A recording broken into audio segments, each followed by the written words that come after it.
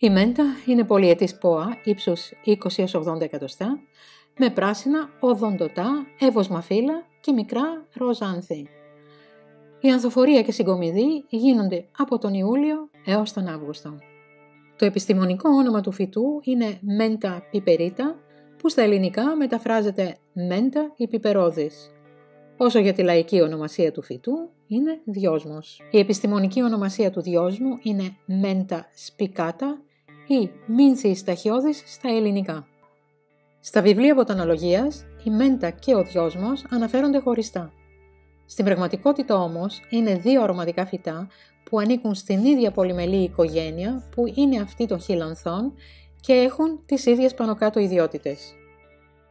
Στην Ελλάδα το φυτό είναι γνωστό και με άλλα ονόματα όπως ιδίοσμος, αγριοδιόσμος, αβάρσαμος ή βάρσαμος, βλύχρον, γλύχον, γλυφόνι, βλυχόνι, βλυχούνι, γλυχούνι, φλισκούνι, με ήτα, φλισκούνι με γιώτα, φλασκούνι, φλουσκούνι, μήνθη, μήνθα, καλαμήθρα, αγιασμός.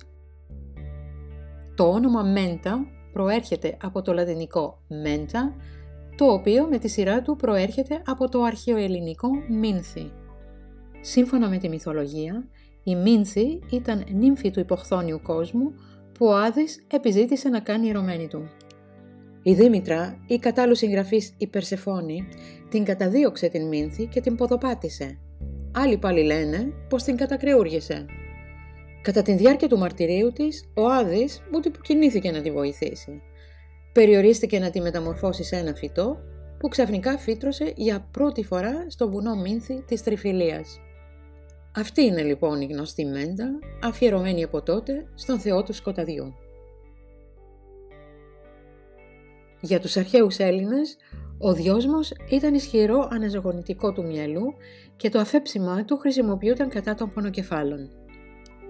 Επίσης, έτριβαν το τραπέζι τους με δυόσμο πριν καθίσουν να φάνε, ενώ οι Αιγύπτιοι και οι Κινέζοι συνήθιζαν να αρωματίζουν και το νερό στο οποίο έκαναν μπάνιο και απέδιδαν στο δυόσμο πολλές θεραπευτικές ιδιότητες.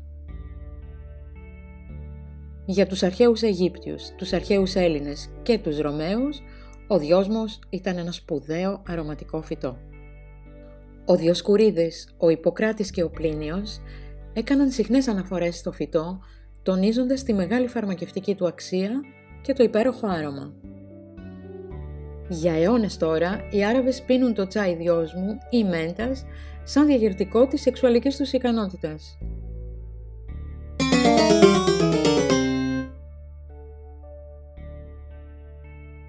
Στην Κρήτη τον δυόσμο τον λένε μπάλσαμο και τον χρησιμοποιούν σε πολλά γλυκά με βάση το ανθότυρο. Ο δυόσμος χρησιμοποιείται πολύ στα φαγητά όλων των μεσογειακών χωρών και αρωματίζει σάλτσες, κεφτέδες, ξύδια και κρασιά. Ο δυόσμος περιέχει μεντόλι ή μεντοκαμφορά που χρησιμεύει σαν βελτιωτικό της μυρωδιάς και της γεύσης πολλών φαρμάκων. Με το αιθέριο λάδι του δυόσμου αρωματίζονται μερικές καλές αρωματικές παστίλες μέντας που υπάρχουν στα φαρμακεία για το λαιμό. Από την άλλη, οι διάφορες κοινές καραμέλες, τσίχλες και λοιπά ζαχαρωτά που πωλούνται σαν μέντες, στην πραγματικότητα περιέχουν λίγο συνθετικό άρωμα. Το ίδιο ισχύει για τα διάφορα λικέρ μέντας που κυκλοφορούν.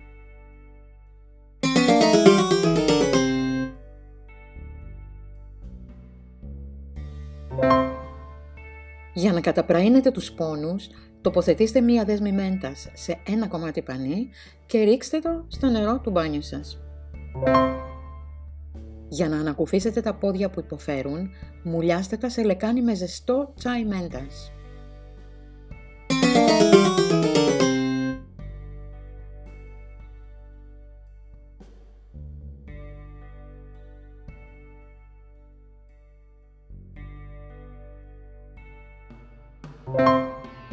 Έχετε άγχος? Για να χαλαρώσετε, πιείτε ένα ζεστό ποτήρι τσάι μέντας. Εδώ υπενθυμίζω ότι όταν αναφέρομαι στη μέντα, τα ίδια μπορείτε να κάνετε και για το δυόσμο. Έχουν σχεδόν τις ίδιες ιδιότητες. Θέλετε να φρεσκάρετε την αναπνοή σας? Μασίστε φύλλα μέντας. Βάλτε ένα φύλλο μέντας σε 28 γραμμάρια νερό, Αφήστε να κρυώσει και δώστε στο μωράκι που υποφέρει από κολικούς. Όχι όμως πάνω από 4 φορές την ημέρα. Για το μπούκωμα βράστε μία δέσμη μέντα σε νερό και όσο είναι ζεστό, τυλίξτε μία πετσέτα στο κεφάλι και εισπνεύστε.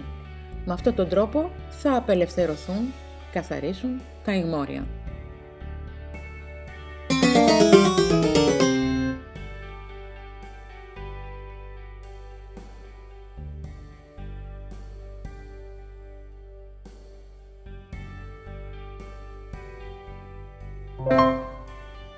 Για να ανακουφιστείτε από τον βήχα, πιείτε 3-4 φλιτζάνια δροσερό τσάι μέντας την ημέρα, πίνοντας μία γουλιά τουλάχιστον κάθε 30 λεπτά. Για να θεραπεύσετε την πιτηρίδα, τοποθετήστε ένα κλαδάκι μέντας σε 227 γραμμάρια αμυλόξιδο. Αφήστε το να καθίσει για μία εβδομάδα. Χρησιμοποιήστε το ως ξεύγαλμα μετά το λούσιμο με σομπού.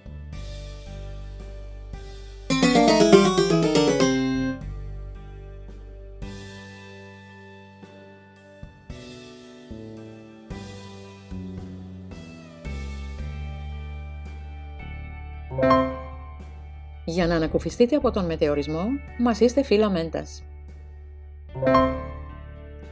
Αν έχετε ουλίτιδα, ρίξτε μία δέσμη μέντας σε 4 φλιτζάνια βραστό νερό. Το στραγγίζετε και το βάζετε στο ψυγείο. Για την ουλίτιδα μπορείτε επίσης να κάνετε γαργάρες με αιθέριο λάδι μέντας ή δυόσμου. Αν έχετε πονοκέφαλο, εμποτίστε ένα πανί σε ένα ποτήρι με πολύ δυνατό κρύο τσάι μέντας. Στύψτε το πανί και εφαρμόστε το στο μέτωπο. Μπορείτε επίσης να τρίψετε στο μέτωπο φρέσκα φύλλα μέντας ή δυόσμου και θα νιώσετε απίστευτη ανακούφιση. Στην Κρήτη δένουν επιθέματα στο κούτελο και τα μηνύγκια με ομό δυόσμο κοπανισμένο μαζί με φλούδα πράσινου λεμονιού. Για να σταματήσετε τον λόξιγκα, προσθέστε μερικά φύλλα μέντας, ένα κουταλάκι του γλυκού χυμό λεμονιού και μία πρέζα αλάτι σε ένα ποτήρι με 227 γραμμάρια ζεστό νερό και πιείτε το.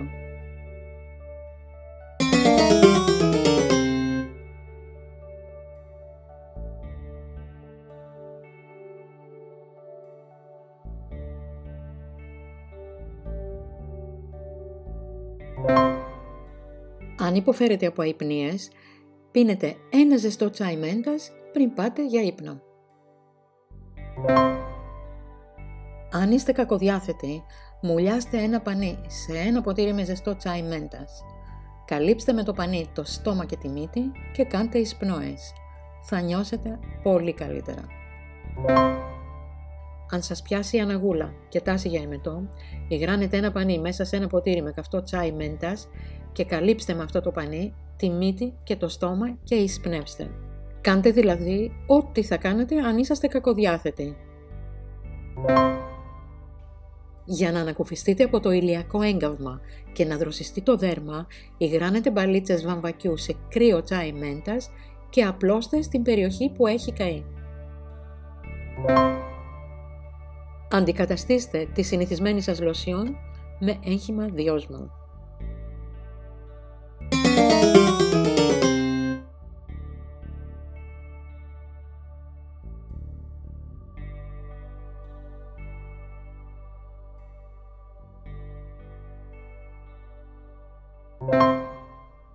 Τρίψτε τις κλειδώσεις που πονάνε με φρέσκα φύλλα δυόσμου για να ανακουφιστείτε από τους πόνους των ρευματισμών. Υποφέρετε από αμυγδαλίτιδες ή φλεγμονές του ρινοφάρυγγα? Κάντε γαργάρες με το αιθέριο έλαιο του φυτού και θα αισθανθείτε καλύτερα. Φτιάξτε κατάπλασμα με κοπανισμένες κορυφές φύλλων δυόσμου αν υποφέρετε από μαστίτιδα ή ερυσίπελας. Το τσάι μέντας ή δυόσμου ως αφέψιμα ή έγχυμα συνιστάται επίσης σε περιπτώσεις διάρειας, σαν σπασμολυτικό για να στρώσει το στομάχι μετά από έναν εμετό ή για να καταπραίνει τις φλεγμονές του εντερικού συστήματος.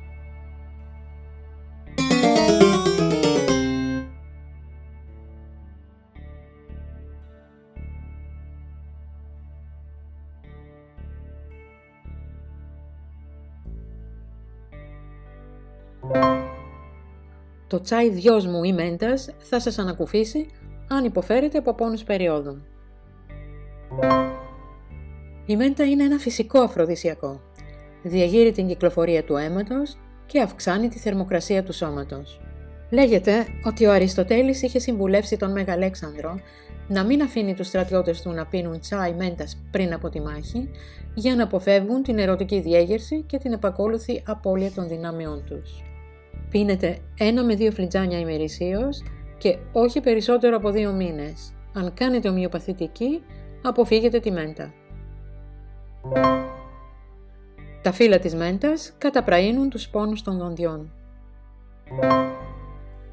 Υπό τη μορφή εγχύματος, 1 κουταλιά ξηρού βοτάνου σε 1 φλιτζάνι βραστό νερό για 5 έως 15 λεπτά και βάματος 1 με 2 ml 3 φορές την ημέρα, χορηγείται ως χολαγωγό και τονωτικό του γαστρεντερικού συστήματος.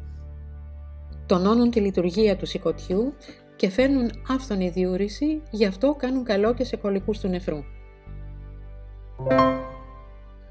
Αν υποφέρετε από χολή, μπορείτε να τρώτε 2-3 ομά φύλλα δυόσμου μετά το φαγητό ή να πίνετε από 1 μικρό φλιτζανάκι έγχυμα δυόσμου μετά από κάθε γεύμα.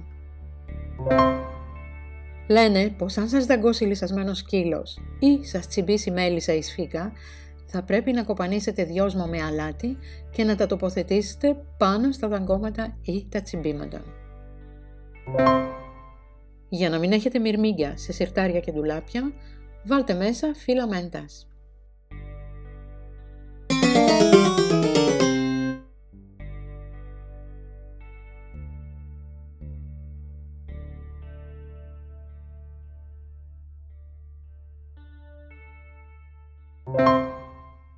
Για να φρεσκάρετε το χαλί, αναμίξτε 2 κουταλιές της σούπας θρηματισμένα από ξηραμένα φύλλα μέντας σε 1 φλιτζάνι μαγειρική σόδα. Ρίξτε το μείγμα στο χαλί και αφήστε το για 1 ώρα πριν το περάσετε με την ηλεκτρική σκούπα. Αποδείστε τις μύγες φυτεύοντας δυόσμο κοντά σε πόρτες και παράθυρα. Για τους ψήλους, μουλιάστε 1 δέσμη φύλλων μέντας σε 1 φλιτζάνι μιλόξιδο και αφήστε 1 εβδομάδα. Αφαιρέστε τη δέσμη μέντας και ρίξτε αυτό το ξύδι σε 1 μπουκάλι ψεκασμού. Ψεκάστε όπου νομίζετε πως υπάρχουν ψήλοι, όπως το σπιτάκι του σκύλου κτλ. Για να κρατήσετε τα ζωήφια μακριά, τοποθετήστε φύλλα μέντας γύρω από τις τοματιές, τα λάχανα και άλλα λαχανικά και ζαρζαβατικά. Επειδή τα ποντίκια δεν αγγίζουν ποτέ τρόφιμα που μυρίζουν δυόσμο, σκορπίστε φρέσκα ή ξερά φύλλα σε ντουλάπια, αποθήκες και πατάρια.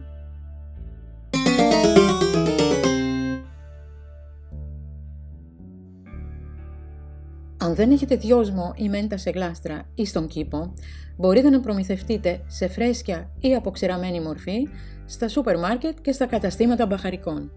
Θα βρείτε τον κοινό δυόσμο, είναι αυτός με τα στρογγυλά φύλλα και φρέσκο γλυκό άρωμα, ή τον βιετναμέζικο δυόσμο. Αυτός είναι γνωστός και με την ονομασία λάξα ή δυόσμος της Καμπότζης. Έχει στενά και μυτερά φύλλα με ελαφρώς κόκκινο χρώμα και πιπεράτη γεύση, γι' αυτό και θεωρείται καλός για την παρασκευή πικάντικων φαγητών. Θα βρείτε επίσης αιθέριο έλαιο δυόσμου σε φαρμακεία και αρωματοπωλεία.